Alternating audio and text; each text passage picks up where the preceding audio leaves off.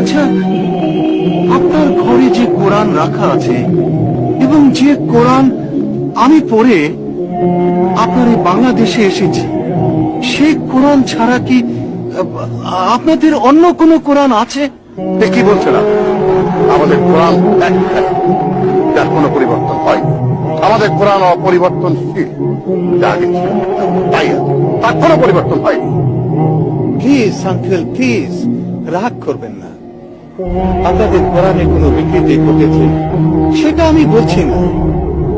আমি যে কোরআন পড়েছি নিঃসন্দেহে সেটি একখানা সুন্দর কিতাব, কিন্তু আমি সেই কোরআনটি দেখতে চাইছি যে কোরআন দিয়ে আপনারা আপনাদের জীবন চালনা করছেন।